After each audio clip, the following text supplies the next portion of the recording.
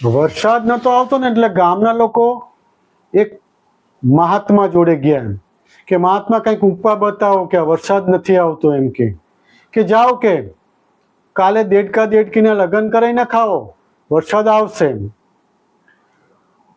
તો ગામના તો બધા ભેગા થઈને ઉમંગ અને ઉત્સાહ સાથે દેડકા દેડકીના લગ્ન કર્યા અને 2 દિવસ પછી ધોધમાર વરસાદ ચાલુ થઈ ગયો. એમ વરસાદ એટલો બધો ચાલુ થયો કે બંધ જ ના રહે અને ગામના પણ કંટાળી ગયા અને પાછા સંત મહાત્મા જોડે ગયા કે સંત મહાત્મા આ તો કે જબરું થયું કે વરસાદ બંધ થવાનું નામ નથી લેતો. કે કશો વાંધો નહીં, કે જાઓ એક સારો વકીલ ગોતી દેડકા દેડકીના છૂટાછેડા કરી નાખાઓ, વરસાદ બંધ થઈ જશે. ગામના એક સારો વકીલ ગોતી દેડકા દેડકીના એક ફંક્શન રાખીને છૂટાછેડા કરાવી નાખે. પણ હજુ વરસાદ પછી ધીમે ધીમે બંધ થઈ ગયો. એક બાવાજી ગૃહસ્થ જીવન છોડીને બાપુ થઈ ગયા, સંત મહાત્મા થઈ ગયા. અને એમની પાસે એક માણસ આવ્યો એમ કે સંત મહાત્માજી કે હું બહુ દુઃખી છું, કેમ તો મને કંઈક તમે આશીર્વાદ આપો, મારે લગ્ન કરવા છે અને સારી પત્ની જોઈએ છે. તો પેલા સાધુ મહાત્મા કે બોલ કેવી પત્ની જોઈએ છે તાર, બોલ જેવી જોઈએ હું આપું, કે બોલ. તો કે એક પત્ની એવી જોઈએ કે જે મને પ્રેમ કરે, એક એવી પત્ની જોઈએ કે મારા માટે સારું સારું જમવાનું બનાવે, અને એક એવી પત્ની જોઈએ કે જે મારા બાળકોનું અને મારું ધ્યાન રાખે, અને 3 પત્નીઓ હળી મળીને રહેવી જોઈએ. બસ બાપુ એવા આશીર્વાદ આપો. તો પેલા મહાત્મા કે ચલ ઉઠ, કે ऐसा कभी होता है कि मैं अभी गृहस्थ जीवन छोड़कर आया हूं कि यहाँ ऐसा थोड़ा मैं साधु बन गया हूं. ऐसे तीनों स्वभाव वाली तो कोई पत्नी नहीं हो सकती. कि एक મીનાબેન નામના બેન છે, એ એમના પતિને કે તમે મને વારે ઘડીએ મેણા મારો છો કે તમારી બૈરાઓની કોઈ કિંમત નથી. તો હવે આ તો મારે તમને કિંમત બતાવવી જ પડશે. કે ચલો કે ટેક્સીમાં બેસી જાઓ એમ. તો ટેક્સીવાળો આવ્યો કે ભાઈ એરપોર્ટ જવાનું શું ભાડું છે, કે 250 રૂપિયા. પણ કે હું આ મારા ઘરવાળાને જોડે લઈ લઉં તોય પણ કે બેન એટલા જ થશે, 250 રૂપિયા જ થશે એમ. તો પેલા મીનાબેન કે જોયું, મારી 250 રૂપિયા કિંમત છે અને તમે આવો તો તમારી કિંમતમાં કોઈ ફેર પડતો નથી. સમજ્યા કે આમાં હવે તમારી કોઈ કિંમત નથી, કે સમજો જરા. કે એક પતિ પત્ની સડક ઉપર ઝઘડી રહ્યા હતા એમ. પત્ની કે તમને મેં કહેલું છે ને કે મને હવે મોટરસાયકલ ઉપર બેસીને કંટાળો આવે છે, કે હવે તમે કાર લઈ લો, કેમ નહીંતર હું મોટરસાયકલ પર હવે બેસીશ નહીં એમ. તો એનો પતિ કે તું પણ મને ચાવી તો આપ મોટરસાયકલની. કે ના, હવે હું ચાવી નહીં આપું, કે તમે 4 વ્હીલ લઈ લો એમ. તો બધી પબ્લિક ભેગી થઈ ગઈ અને પેલા પતિએ તો જોરથી મોટરસાયકલનું લોક તોડી નાખ્યું એમ. હેન્ડલ ખેંચ્યું ને 2-3 જણે મદદ કરી એમ, અને મોટરસાયકલ ચાલુ કરી દીધું. તો બધાએ આજુબાજુવાળાએ પેલી પત્નીને સમજાવી કે આવું ના કરશો, મોટરસાયકલ પર બેસી જાઓ અને ઘેર જઈને પછી 4 વ્હીલ લેવાનું ગોઠવજો એમ. તો બધાએ સમજાવ્યું એટલે પેલી એની પત્ની મોટરસાયકલ પર બેસી ગઈ અને પેલા પતિએ તો મોટરસાયકલ હાંકી મૂકી. પણ હવે આ વાર્તા અહીં પૂરી નથી થતી. અડધો કલાક પછી એ જ જગ્યાએ ભીડ એકઠી થઈ હતી અને એક જણ બૂમો પાડતો હતો કે મારું લોક મારેલું મોટરસાયકલ થોડા દિવસે કે ચોરી ગયું, બોલો કે. તો પેલી જે ભીડ હતી એ દાંત કાઢવા માંડી કે પેલા આપણને પતિ પત્ની ઉલ્લુ બનાવી કે મોટરસાયકલ ચોરીને લઈ ગયા. એક છોકરા અને છોકરીનું વેવિશાળ નક્કી થઈ ગયું. બંને પક્ષો એકબીજા જોઈ આવ્યા એમ. હવે ફાઇનલ કરવાનું હતું. તો પિતાએ એના છોકરાને કહ્યું કે જો ભાઈ, તને તારા સાસરિયા સ્કૂટર આપે તો તારે કહેવાનું કે તું કાર માગજે એમ, અને કુલર આપે તો તું એસી માગજે, અને તને ઘર આપે તો તું બંગલો માગજે. તો છોકરો થોડો વિચાર કરીને કે પપ્પા, જો એ મને એમની છોકરી આપે છે તો એની જોડે એની માં પણ માગી લઉં કે? અને પિતા તો એ ખુશી એટલી બધી થઈ કે ખુશીમાં બેહોશ થઈ ગયા એમ થઈ.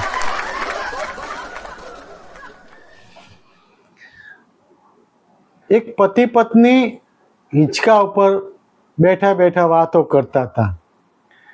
અને પત્ની કે સાલું હવે આ બધું ઘરકામ કરતા છે ને કે મને કંટાળો આવે છે કે, અને થાક પણ લાગે છે. તો પતિ કે એક કામ કરને કે એક નોકરાણી રાખી લે કે, તો તને આરામ રહે એમ. તો પત્ની કે ના ભાઈ ના, નોકરાણીની કોઈ જરૂર નથી કે. પતિ કે કેમ? પતિ કે હું તમારી આદતો સારી રીતે જાણું છું કે તમે ભૂલી ગયા કે પહેલા હું પણ નોકરાણી જ હતી કેમ, અને તમે મને ફસાવી હતી, એટલે હું તમને સારી રીતે ઓળખું છું. અને હવે આ ઘરમાં નોકરાણી ક્યારે આવી જોઈએ નહીં. એ તો હું સહન કરી લઈશ બધું કામકાજ. એક વડીલ બગીચામાં બેઠા હતા, અને સિનિયર સિટીઝનોની બેઠક હતી. એમાં એક વડીલ ઊંચા અવાજે કહેતા હતા કે હું તમને બધાને એક પ્રશ્ન પૂછું એમ, કે એક વસ્તુ એવી મને કહો કે જે સ્વાસ્થ્ય માટે સારી પણ છે અને હાનિકારક પણ છે, એ વસ્તુ કઈ એમ કે. તો બધા વિચારમાં પડી ગયા. અને એક બુઝુર્ગ હતા, એમણે કીધું કે જો આમ તો છે ને ભાઈ, જીવનમાં એક ગર્લફ્રેન્ડ તો હોવી જ જોઈએ, કે એ સ્વાસ્થ્ય માટે બહુ સારી છે એમ. અને જો ગર્લફ્રેન્ડ રાખીએ છીએ એવું ઘેર ખબર પડી જાય તો એ ગર્લફ્રેન્ડ છે સ્વાસ્થ્ય માટે હાનિકારક પણ છે કે.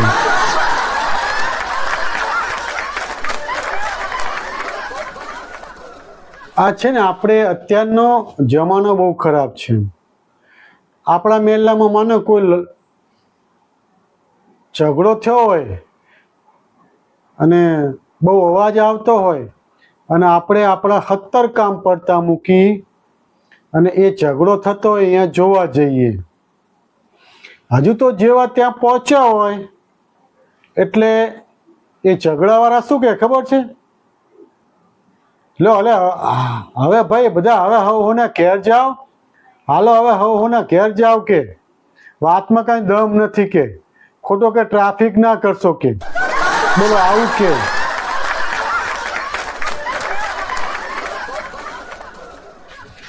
એક છોકરો અને છોકરી બે એકબીજાને પ્રેમ કરતા હતા એમ. અને છોકરો ઘણી વખત છોકરીને ફરવા લઈ જાય એમ, અને એન્ટ્રી પાડવા માટે એણે એક બુલેટ લીધું એમ, અને છોકરીને પાછળ બેસાડીને લોંગ ડ્રાઈવ પર જાય એમ. પણ બુલેટનો અવાજ બહુ આવે એમ. તે ડ્રાઇવિંગ કરતાં કરતાં જે વાત કરે ને એ છોકરી લગી બરાબર સંભળાય નહીં, અને છોકરી બોલે છોકરાને બરાબર સંભળાય નહીં. તો એણે બહુ ઊંચા અરમાનો સાથે જે બુલેટ લીધું હતું ને એમ, તો એણે વેચી માર્યું અને એક એક્ટિવા લઈ દીધું એમ.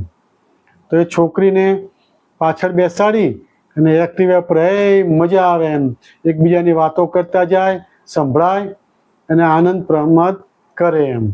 એમ કરતાં કરતાં બંનેના ઘરવાળા રાજી થઈ ગયા અને બંનેના લગ્ન કરી દીધા એમ. એ એક્ટિવા પર ફરે અને ખુશ રહે એમ. એમ કરતાં કરતાં 1 વર્ષ થઈ ગયું અને છોકરાને કંટાળો આવવા માંડ્યો. પાછું એણે એક્ટિવા વેચી અને બુલેટ લઈ લીધું. કેમ લીધું એટલે તમે સમજી ગયા ને? ઓકે. એક ઘરમાં પતિ પત્ની અને પતિના મમ્મી રહે એમ. અને પત્ની છે ને બહુ કામચોર એમ કે, કામ કરતો બહુ જોર આવે એમ કે. તો એક દિવસ પત્ની બહાર જઈ હતી ને, તો આ પતિ અને એની મમ્મીએ ચર્ચા કરી કે સારું આ બહુ કામચોર છે, કંઈ સવાર સાંજ લગી કંઈ કામ કરતી નથી. તો પેલે એની સાસુએ કીધું એના છોકરાને કે તું એક કામ કર, કાલ સવારથી છે ને કે હું બધું ઘરનું કામ કરીશ ને તો તારે કહેવાનું કે મમ્મી તું રવા દે, લાય હું કરું એમ. તો કે ના ના હું કરું છું. આપણે એકબીજા એવી ચર્ચા કરશું, જો એને શરમ હશે તો એ કામ કરશે. બીજા દિવસે સવાર પડ્યું અને છોકરાની મમ્મી તો કે વાસિંદુ ઝાડુ લઈને બધું સાફ સૂફ કરવા માંડ્યા એમ. તો છોકરો કે મમ્મી તું રવા દે કે હું કામ કરું છું, કે હું ઝાડુ માર દઉં છું. મમ્મી કે હું વાસણ ને ઝાડુ બંને કરી નાખું. છોકરો કે ના ના મમ્મી હું ઝાડુ ને વાસણ બંને કરી નાખું છું. તો પેલી વહુ સાંભળતી હતી. તો વહુ કે પણ તમે લડો છો, ઝઘડો છો શા માટે? એક દિવસ મમ્મી કામ કરે અને એક દિવસ તમે કામ કરજો, એમાં શું છે, ખોટા લડો છો? આ મીડિયામાં આપણે જોઈએ ને એમ તો મીડિયાવાળા છે ને પુરુષોને છોકરાઓને બહુ અન્યાય કરે છે. તમે જો ઉનાળામાં છોકરીઓ માથે મોએ દુપટ્ટો બાંધીને જાય એક્ટિવા ઉપર, તો મીડિયાવાળા બીજા દિવસે છાપી દે સખત, અને ગરમીએ તોડ્યો રેકોર્ડ, એવા સમાચારો છાપી દે. અને બિચારા છોકરાઓ આવી ગરમીમાં રસ્તા પર ગરમીને કારણે ચક્કર ખાઈને પડ્યા હોય હેઠા, તો બીજા દિવસે છાપાવાળા શું છાપે ખબર છે? યુવાનો નશાની પકડમાં, ઉડતા ગુજરાત, આવું છાપાવાળા છાપે. બોલો, ગરમી વિશે તો કશું નાખે છોકરાઓ માટે. આપણા લોકપ્રિય અભિનેતા અમિતાભ બચ્ચન સાહેબ એક વખત છે ને લોંગ ડ્રાઈવ પર નીકળ્યા હતા અને એમણે ડ્રાઈવરને બાજુમાં બેસાડ્યો કે ચલ લાય આજે તો હું ડ્રાઇવિંગ કરું એમ. ડ્રાઇવિંગ કરતા હતા અને એક રેડ સિગ્નલ આવ્યું 4 રસ્તે એમ, અને અમિતાભ બચ્ચન તો ધૂનમાં ને ધૂનમાં રેડ સિગ્નલ તોલીને આગળ નીકળી ગયા એમ. તો પોલીસવાળાએ ગાડી ઊભી રખાવી અને એના અધિકારીને ફોન કર્યો કે સાહેબ જલ્દી આવો, એક બહુ મોટો માણસ પકડવાનો છે રેડ સિગ્નલ તોડતા એમ. પણ કે એમાં શું હતું કે તું ચલણ કે તમ તારે 2000 રૂપિયાનું ચલણ કે તું ફાડી નાખ કે. પણ સાહેબ કે બહુ મોટો માણસ છે કે એણે પોતાના ડ્રાઈવર તરીકે કે અમિતાભ બચ્ચનને રાખ્યા છે. બોલો કે એવો મોટો માણસ છે કે તમે નથી ઓળખતો પણ.